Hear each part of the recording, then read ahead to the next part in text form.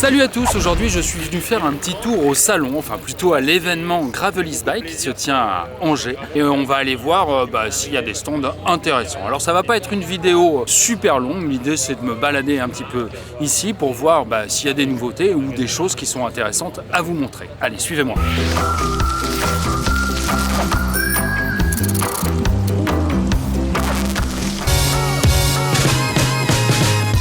Bon je suis avec la marque Chiru. Je suis avec Pierre Arnaud. Pierre Arnaud qui va nous parler un petit peu de sa marque. Et donc Chiru est né en 2009, ma passion du raid aventure on va dire.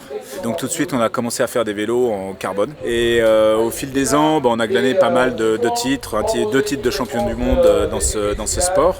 Et en 2017, quand le bikepacking a commencé à arriver sur le territoire européen, on a un petit peu changé notre vision pour faire des modèles dédiés au bikepacking et donc en utilisant du titane, qui est une matière qui filtre les vibrations et qui permet donc d'avoir plus de confort. Et donc sur les sorties très longues, si on est sur des vélos tout rigides, ça vous permet d'avoir en fait plus de performance. Donc tous nos vélos sont préparés pour ce genre d'expédition avec des équipements pour le câblage de la dynamo, l'électricité, les emports de bagages, etc. Avec 12 modèles qui sont tous adaptés à une course sur laquelle on a été participé et donc un modèle qui a été développé spécifiquement pour la course. Si tu devais donner 3 points qui différencient les vélos Chiru des autres vélos en titane qu'on trouve sur le marché. On n'a pas de tube rond, donc tous nos tubes sont formés à froid, en hydroformage également, pour avoir un maximum de flex vertical qui donne du confort, mais aussi une bonne rigidité au pédalage, que ce soit en flex latéral ou en torsion. Donc c'est un peu le premier point différenciant. Ensuite, on a une gamme très pointue qui permet à chacun de trouver le modèle qui lui correspond. Et puis on a une équipe de coureurs qui sont à la fois internationales. On a des Allemands, des Belges, des Français, Brésiliens, Argentins qui font toutes les courses de bikepacking au monde, sur lesquelles on a à peu près les podiums sur toutes ces grandes courses, au moins pour un des coureurs de l'équipe. Pierre, le titane, ça s'entretient comment un vélo en titane? C'est toujours des marques de doigts, des trucs, on a toujours l'impression que c'est un peu ça. Alors il y a des marques de doigts ou alors des griffes, tout simplement, parce qu'en bikepacking ou en gravel, on est quand même... on tombe, on pose les vélos, ça tombe, il y a des sacs, il y a de l'abrasion un petit peu partout. Donc un tampon Scotch-Brite. Ok, c'est le dos vert d'une éponge. Voilà, exactement, donc ça doit coûter 1 € j'imagine. Et là, vous le prenez, vous en fait brossez votre tube perpendiculaire à l'axe du tube, et je ne sais pas si on le voit bien à la caméra, mais j'imagine que oui. On retrouve le lustre et le brillant, qui est un brillant qu'on appelle un brillant obtenu par brossage avec ce tampon, qui est l'équivalent du neuf. Et au bout d'un moment, il reste quelque chose du cadre ? Il reste toujours quelque chose sur le cadre. Il n'y a aucun souci, on n'enlève rien en fait, on n'enlève pas de la matière, on vient enlever les saletés qu'il y a en surface et on vient repolir un petit peu la surface au top. Donc ça vous permet d'avoir après 10 ans, 15 ans, toujours un vélo qui est dans son état originel. La pluie vient de cesser, oui, parce qu'il a plu juste avant, et là je me trouve sur le stand d'Aeroplug. Alors je sais que certains d'entre vous ont des cintres plats et qui cherchent souvent comment adapter des prolongateurs dessus.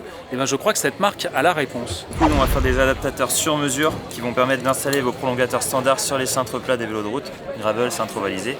Donc en fait, nous on scanne en 3D le cintre sur le vélo du client ou dans les magasins. Ouais. Et derrière, en fait, on va venir modéliser une empreinte sur mesure par rapport à la position des prolongateurs, au modèle de cintre et au modèle de prolongateur. En fonction des marques, les tubes sont positionnés à différents endroits.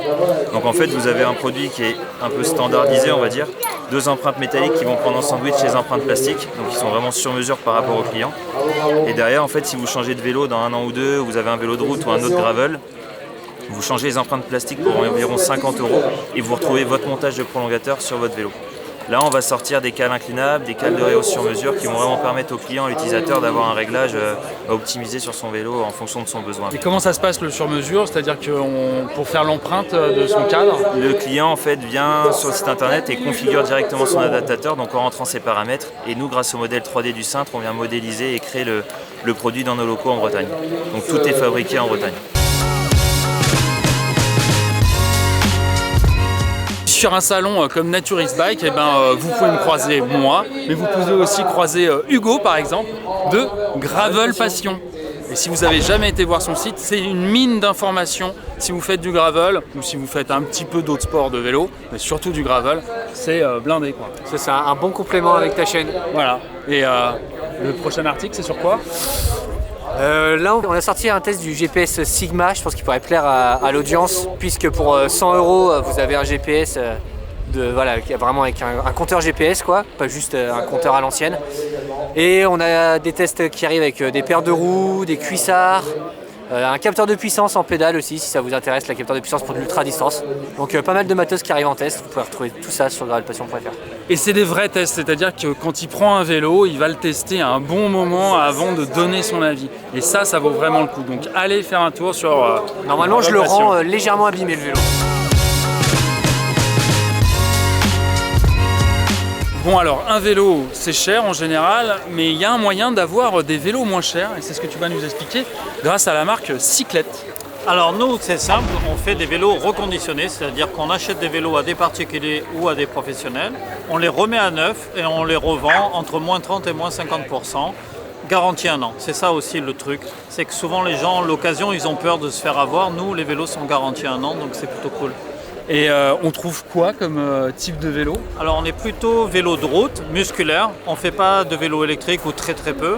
Notre spécialité c'est les vélos de route et c'est plutôt les beaux vélos, les vélos plutôt haut de gamme et c'est sur lesquels on peut vraiment se faire plaisir en les obtenant à moitié prix. D'accord, là par exemple je vois sur ton stand de démo là, il y a des gravels, en même temps on est à Naturist Bike, c'est un salon sur le gravel. Combien il faut compter? Par exemple là il y a un Cannondale. Ici. Alors ce Cannondale, il vaut chez nous 1 990 €. Donc c'est vraiment un prix super intéressant pour un modèle qui est super stylé. Et c'est le moins cher de tous. Ça va de 1900. Le plus cher c'est le Pinarello qui est là-bas, que l'on vend 4 990 € et il valait 9 000 € pour vous donner une idée, au prix neuf. Il est vendu prix neuf 9 000, donc c'est moitié prix. Le moins cher, le plus cher là-bas. Et vous avez une boutique ou c'est uniquement par internet? Non, on a les deux. On est disponible partout en France par internet, on expédie, mais on est à Paris dans le 20e. Et là on a un grand atelier avec un showroom où il y a 150 vélos qui sont exposés et tous nos ateliers de reconditionnement. Là, je suis sur le site Campagnolo avec Roman. Et Roman, vous avez sorti un nouveau groupe. Un nouveau groupe Écart au mois de mars qui s'appelle le Écart GT et qui est un groupe Écart plus abordable, donc avec pas mal de petites nouveautés qui sont bien sympas. Quand tu dis plus abordable, c'est quoi? En termes de tarifs et aussi plus abordable en termes de pratique, puisqu'on a aussi évolué sur les braquets. D'accord. Voilà.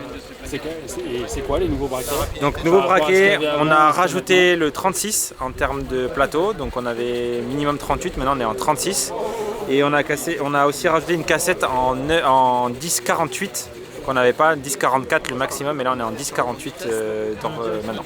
Ça veut dire qu'on peut avoir un plateau à l'avant en 36 et une cassette qui monte à 48 à l'arrière? Exactement, donc le plus gros braquet, 36 en 10-48, c'est vraiment le maximum pour quelque chose de très abordable pour tout type de pratique et pour toutes les personnes.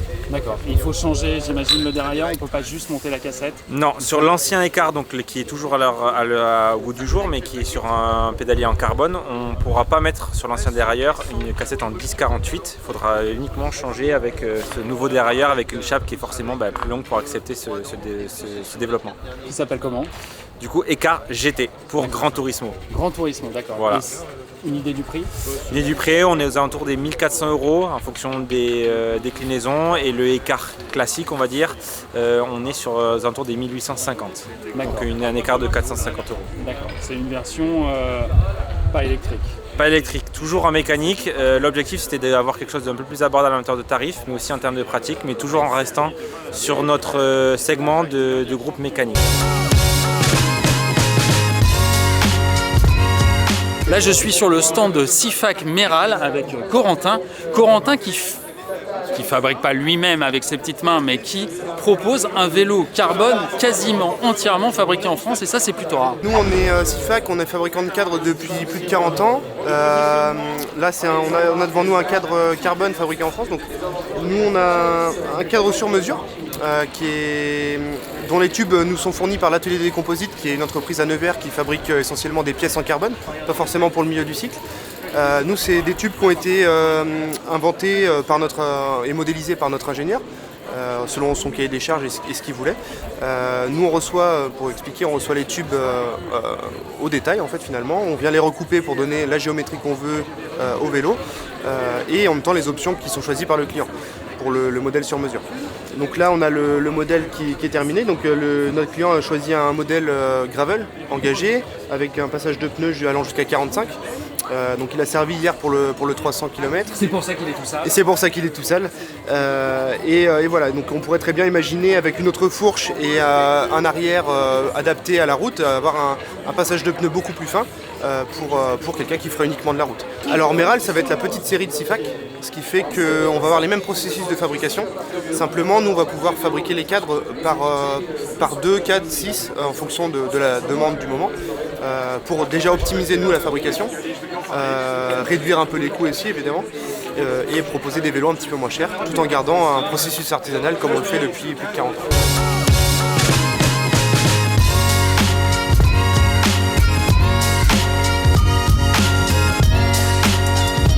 Bon bah voilà, j'espère que ce petit sujet sur le salon Naturist Bike vous aura plu. Voilà, c'était un petit salon, donc un petit sujet. Nous on se retrouve très vite pour une prochaine vidéo et puis pensez à vous abonner à la chaîne, à mettre un petit pouce levé ou à poser des questions dans les commentaires. Ciao!